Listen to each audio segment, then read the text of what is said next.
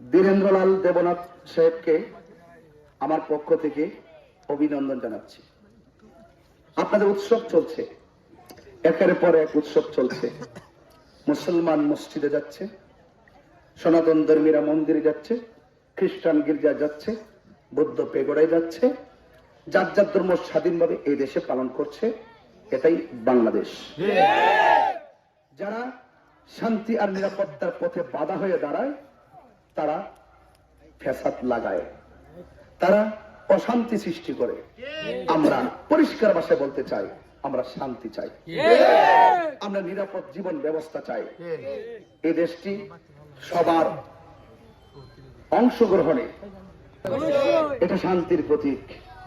শান্তি সম্প্রীতিতে আমাদেরকে এই দেশ নিয়ে ভাবতে হবে, যেখানে অশান্তি থাকবে না, কোনো উগ্রতা থাকবে না, জ্বালাও পোড়াও থাকবে না, কোন ধরনের অস্থিরতা থাকবে না, থাকবে শুধু শান্তি। কি থাকবে? শান্তি। এই জন্য আমি টোটাল এলাকাটাই সনাতন ধর্মীদের হিন্দু বাইদের এলাকা, ঠিক না? এখানে অনেক ভোটারদের অংশগ্রহণ, আর এখানেই কেন্দ্র, ঠিক না?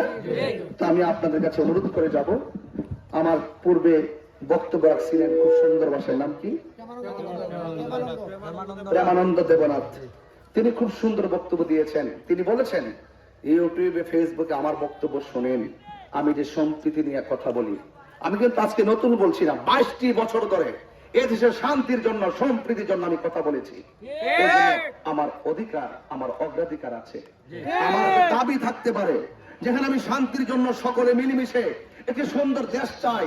যেহেতু এই সুন্দর একটি সময় এসেছে, আর এই সময় আপনাদের মাঝে এসেছি, অন্তত পক্ষে আমাকে আগামী 12ই ফেব্রুয়ারি মোমবাতি প্রতীকে ভোট দিয়ে আপনারা বিজয়ী করবেন। আমি আপনাদেরকে নিয়ে এই বাংলাদেশে সংসদ পর্যন্ত আমি আপনাদের, আমাদের সব ধর্ম বর্ণ নির্বিশেষে, দল মত নির্বিশেষে, যারা কথাগুলো বলতে সংসদে গেলে ভুলে যায়, আমি সংসদে গিয়ে তাদেরকে স্মরণ করিয়ে দিব, এই দেশে সকলকে শান্তি নিশ্চিত করতে হবে, এই দেশের সকলের অধিকারকে নিশ্চিত করতে হবে, এই দেশের সকলের মানুষের জান মালকে নিশ্চিত করতে হবে, এই দেশের বৈষম্যের দেয়াল ব্যঙ্গে চুরমার করিতে হবে। কথার মাধ্যমে, লিখনের মাধ্যমে কোন ধরনের বৈষম্য সৃষ্টি করা যাবে না। আদর্শের মাধ্যমে, নীতির মাধ্যমে, ইনসাফের মাধ্যমে শান্তি প্রতিষ্ঠা করতে হবে, নিরাপদ জীবন ব্যবস্থা নিশ্চিত করতে হবে এবং মেহনতি মানুষের অধিকার প্রতিষ্ঠা করতে হবে।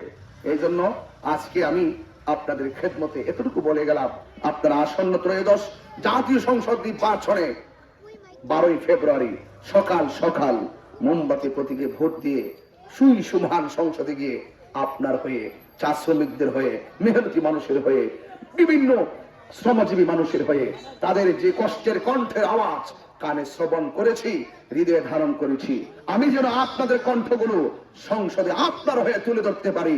দরকার আছে না? আপনারা কি মোমবাতি প্রতীকে ভোট দিবেন? ইনশাআল্লাহ সবাই মোমবাতি প্রতীকে ভোট দিবেন।